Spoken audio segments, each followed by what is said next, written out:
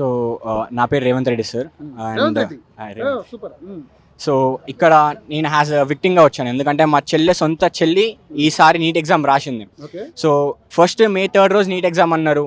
May 3 అది exact ఒక 6 months ముందే రిలీజ్ చేస్తారు సార్. సో పిల్లల సైకలాజీ మైండ్ ఎట్లా తయారైపోతుంది అంటే, బికాస్ నేను కూడా 2 years బ్యాక్ ఇంటర్ ఎగ్జామ్స్ రాశాను, JEE మెయిన్స్ ఎగ్జామ్ రాశాను, JEE అడ్వాన్స్ ఎగ్జామ్స్ రాశాను. సో ఐ నో ఆ ఎగ్జామ్ ఆ రోజు ఉందంటే we will be preparing for almost ఒక 6 months నుంచి మనం ఆ రోజు ఎగ్జామ్ ఉంది. సో నేను ఇలా ప్రిపేర్ అవ్వాలి, ఇది చేయాలి, ఇన్ని అవర్స్ నేను కష్టపడాలి. 16 hours అన్న కష్టపడవచ్చు, 10 hours అన్న కష్టపడవచ్చు, 5 hours అన్న కష్టపడవచ్చు. ఎవ్రీ డే 5 hours 6 hours కూర్చోండి ఎవరిది ఎగ్జామ్ వెళ్ళదు సార్. సో వాళ్ళంత కష్టపడి ఒక ఎగ్జామ్కి మొత్తం వాళ్ళు 3 hours ఫుల్ ఎఫర్ట్స్ పెట్టి ఎగ్జామ్ రాసిన తర్వాత గవర్నమెంట్ వచ్చేసి స్కామ్ జరిగింది, మీరు మళ్ళీ ఎగ్జామ్ రాయాలి, మీరు ఎగ్జామ్ ఫీజు కట్టారు కదా, మేము అది మళ్ళీ మీకు ఇచ్చేస్తాం, అది మేము చేస్తున్న జస్ట్ మమ్మల్ని మేము అది చేసుకుంటున్నాము. సో మేము అది అకౌంటబిలిటీ తీసుకొని మీరు ఏదైతే ఫీజు కట్టారో ఆ ఫీజు మీకు ఇచ్చేస్తాము. సో చెల్లు అయిపోయింది, మీరు మళ్ళీ ఒక ఎగ్జామ్ రాయండి, అట్లా కాదు. చదివిందంతా లాస్ అయినట్టే కదా, టైం అంతా లాస్ అయిపోయింది. వాళ్ళ మైండ్ సైకలాజీ. ఇప్పుడు మా చెల్లి సో మళ్ళీ ప్రిపేర్ అవ్వాలంటే చాలా కష్టం సార్, ఎందుకంటే 10 days గ్యాప్ వచ్చింది. 10 days గ్యాప్ వచ్చిన తర్వాత జనాలు ఎట్లయిపోయి అంటే పిల్లలు ఎట్లయిపోయి మంచి వెకేషన్ ఎంజాయ్ చేశారు. 2 years ఏవైతే వాళ్ళు శ్రమ పడ్డారు, ఆహా ఎగ్జామ్ అయిపోయింది, నేను ఇప్పుడు వెకేషన్ ఎంజాయ్ చేస్తున్నాను, లేకపోతే అమ్మమ్మ వాళ్ళ ఇంటికి వెళ్ళడమో నానమ్మ వాళ్ళ ఇంటికి వెళ్ళడమో పిల్లలు వెళ్తారు, లేకపోతే బయటికి వెళ్ళడం అవుతుంది. అయినా తర్వాత 10 days తర్వాత సడన్గా నీట్ ఎగ్జామ్ క్యాన్సిల్ అయిపోయింది. వాళ్ళ మనోభావన లేకపోతే వాళ్ళ మెంటల్ ట్రామా అనేది ఏ స్టేట్లో ఉంటుంది సార్. ఇప్పుడు మనమన్నా ఫుల్ కష్టపడి ఒక పని సక్సెస్ అయిపోయింది, ఆ పని అయిపోయింది, ఇంకా మనం దాని జోలికి వెళ్ళాల్సిన అవసరం లేదు, మనం నెక్స్ట్ ఫేజ్ ఏదైతే ఉందో దానిపైన చూసుకున్నాం అనే టైంకి నువ్వు మళ్ళీ ఇదే ప్రిపేర్ అవ్వాలి 1.5 month. వాళ్ళు ఒక నాకే ఎట్లానో అనిపించింది సార్. అలాంటిది మా చెల్లికి ఇంకా ఏ రేంజ్లో అనిపించి ఉంటుంది. అండ్ ఈ రోజు కూడా నేను రావడానికి కారణం కూడా మా చెల్లి చెప్పింది, అన్న నేను రాలేకపోవచ్చు కానీ అన్న నువ్వు వెళ్ళు, నా కోసం నువ్వు వెళ్ళు అని చెప్పింది. అందుకనే తన కోసం నేను వచ్చాను.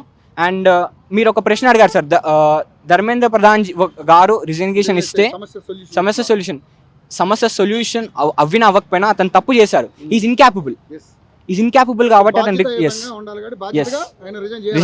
రిజైన్ చేసిన తర్వాత ఇతని ప్లేస్లో ఎవరైతే వస్తారో యాజ్ ఎడ్యుకేషన్ మినిస్టర్ కావచ్చు, ఎవరైనా కావచ్చు, ఇతని ప్లేస్లో వస్తారో అతను చాలా రెస్పాన్సిబుల్ అయ్యే ఛాన్సెస్ ఇంకా ఎక్కువ ఉంటుంది. ఎందుకంటే భయం ఉంటుంది, అరే నేను తప్పు చేస్తే నేను ఎప్పుడైతే టెన్యూర్లు ఉన్నానో అప్పుడు పేపర్ రిజైన్ చేస్తే సేమ్ ఇదే స్టూడెంట్స్ మళ్ళీ వచ్చి ప్రొటెస్ట్ చేస్తారు, మళ్ళీ రిజిగ్నేషన్ ఇవ్వాలి, నా పరువు పోతుంది అనేదో ఒక భయంతో భక్తితోటో అతను కరెక్ట్ పని చేస్తారు. అండ్ అతని కింద ఉన్న వాళ్ళని కూడా తీసేయడం చాలా ఈజీ అవుతుంది. ఎందుకంటే హైయెస్ట్ పొజిషన్ ఎడ్యుకేషన్ మినిస్టరే రిజైన్ చేసినప్పుడు అతని కింద రిజైన్ చేయడంలో అదేముంటుంది సార్, వాళ్ళు రిజిగ్నేషన్ ఎమ్మటే వేసేస్తారు.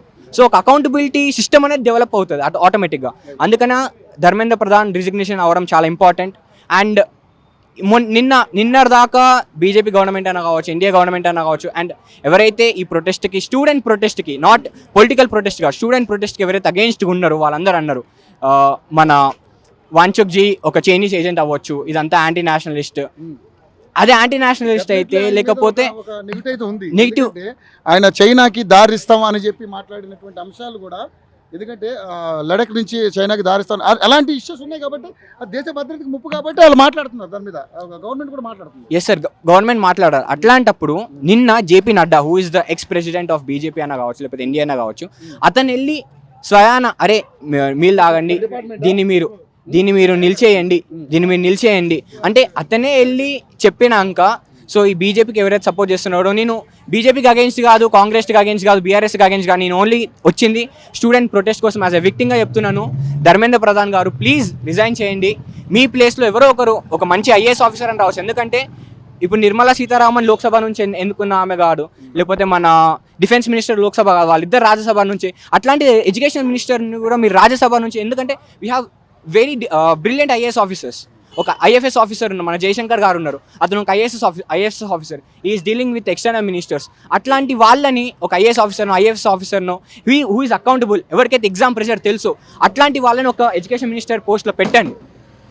1.4 billion పీపుల్ ఉన్నవాళ్ళు మీకు ఒక్కరు దొరుకుతలేరా పెట్టడానికి? సో అట్లాంటి వాళ్ళని పెట్టండి. అండ్ మీరు ఏమని అనుకోండి కానీ he has to resign because please sir you are incapable in my opinion. Thank you so much. ఇక్కడ a girl's education should never depend on anyone's permission.